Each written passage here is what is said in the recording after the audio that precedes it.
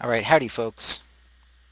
What we're going to do here is go through the couple of topics that we had omitted from our handout last time, right? Order operations and then equations with decimals.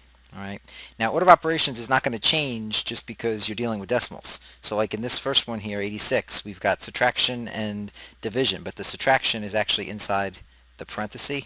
So you're going to do this subtraction first, right? Because parenthesis is the top level. So 60.2 from 78.2 is 18. So this would be 18 divided by 9/13, right? And I mean, could you put this in the calculator now if you wanted to? Sure. I mean, you can go to your calculator, and this is the graphing one, so it's not as good. But you would just do 18 divided by, in this calculator you need parentheses around the fraction, so 9 divided by 13, which is just going to give you 26. So this is going to be 26. I mean, could you have done it, by hand? Yeah, you could do keep change flip, and you could say, all right, well, this is 18 times 13/9. So then 18 over 9 becomes 2 over 1, and then you're left with 2 times 13, which is just 26, right? So that one will be 26. Now the second one is actually kind of similar because you also have subtraction inside parentheses, and the parentheses are what you're going to do first. So you're going to do this parenthesis first, then you're going to do that multiplication by the 14.4. So in this case, you're going to have 14.4, and then whatever you're left with after doing the subtraction, right? So again, I mean, I can use the calculator here and say that this is 7/4 minus 1/8. And that's that. And then on this calculator, I had to actually turn it into a fraction, which is going to leave me with 13/8. So 7/4 minus 1/8 is actually going to leave me with 13/8. And now in this case, 14.4 times 13/8, that one I'm going to really have to do on the calculator, right? So 14.4 times 13/8, right? And that's going to be 23.4. So this is going to leave me with 23.4.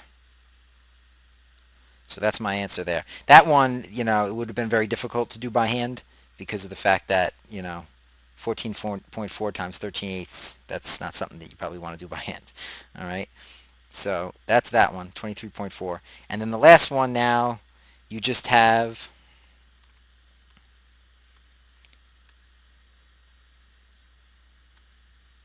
exponent, you've got multiplication here, and then you've got addition. And that's the order that you're going to do it in, right? Because the second level is exponents, then the third level is multiplication, and then the last level is addition.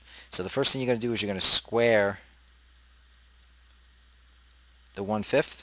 And when you do 1/5 times 1/5, it becomes 1/25, right?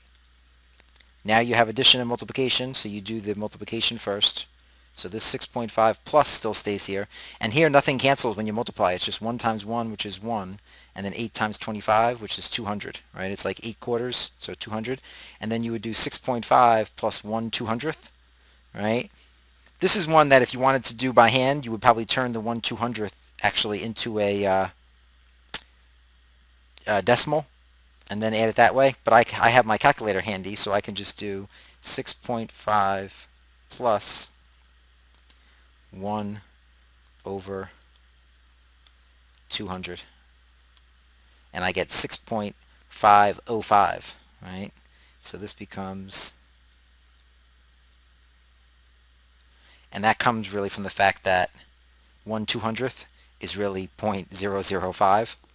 So I'm just adding on the 0.005 to the 6.5. So I get 6.505. So again, the trick here to remember is that the order of operations stays the same, even though you're dealing now with decimals and fractions combined and everything. Just, identify what the operations are, determine what order would be appropriate, and then just do it one at a time, one operation at a time. All right?